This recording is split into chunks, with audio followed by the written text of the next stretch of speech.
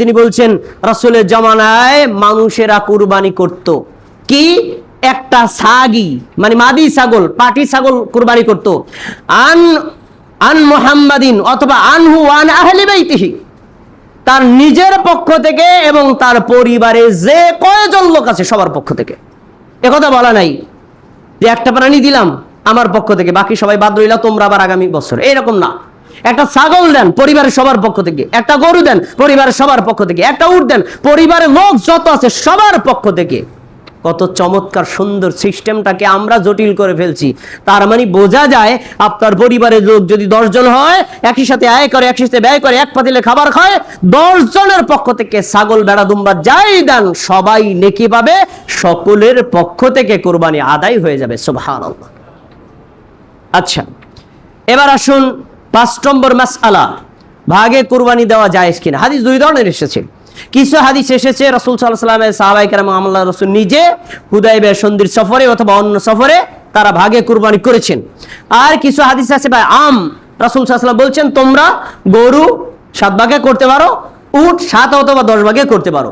এখানে সফর কথাটা উল্লেখ নাই। তাই অধিকাংশ মুহাদ্দিস মনে করেছেন আমরা হাদিসগুলোকে আমভাবে ধরে নিই, তাহলে সফরে হোক অথবা বাড়িতে হোক সকল অবস্থায় ভাগে কুরবানি জায়েজ। আর কিছু ইন্ডিকেট করে বলছেন এখানে যেহেতু সফর কথাটা উল্লেখ আছে তাহলে সফরও হলে ভাগ করা যাবে, আর সফর না থাকলে নিজের বাড়িতে থাকলে একাই করতে হবে। সক্ষম হলে উট দাও, উট সক্ষম না গরু দাও, গরু সক্ষম না তাহলে ছাগল দাও। কম মূল্যের প্রাণী তো দেওয়ার সুযোগ আছে, তাহলে তুমি কেন ভাগে দেবা? আপনি যে কোনো একটার উপর আমল করতে পারেন। কেউ যদি ভাগে দেয় আমরা নাজায়েজ বলবো না, তবে কথা সত্য সবাই একমত ভাগে কুরবানি করার চাইতে একাকী করা সর্বদিক থেকে উত্তম, সর্বদিক থেকে উত্তম। তাই আপনারা চেষ্টা করবেন একা কুরবানি দিতে, এরপরেও যদি সমস্যার কারণে ভাগে দেন আমরা আশা করি ইনশাআল্লাহ আম হাদিসের আলোকে কুরবানি কবুল হবে।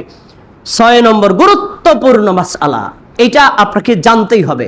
আমাদের সমাজের কিছু মানুষদের টেন্ডেন্সি হচ্ছে তার বয়স 50 বছর, আকিকা বাপদাদায় দেয় নাই, সেই আকিকাটা কুরবানির ভাগের ভিতর ঢুকায় দেয়। এরকম করতে দেখা যায় নাকি যায় না? এর হলো চোরের উপর বাটপারি, সময় মতো করে নেয়, অসময় এসা জালিয়াতি শুরু করছে। আর এই জালিয়াতির আঞ্জাম দিচ্ছে আমাদের দেশের কিছু হুজুররা। আর আঞ্জামের দলিল হলো তাদের যুক্তি। যুক্তিটা কি? আরে ভাই কুরবানির যে প্রাণী এইটাও তো ব্যক্তির পক্ষ থেকে দেওয়া হয়, আর আকিকাও তো ব্যক্তির পক্ষ থেকে দেওয়া হয়, ওইটাও একটা প্রাণী জবাই করা, এটাও একটা প্রাণী জবাই করা, তাহলে একসাথে দিলে দোষ কি? কি সুন্দর চমৎকার যুক্তি।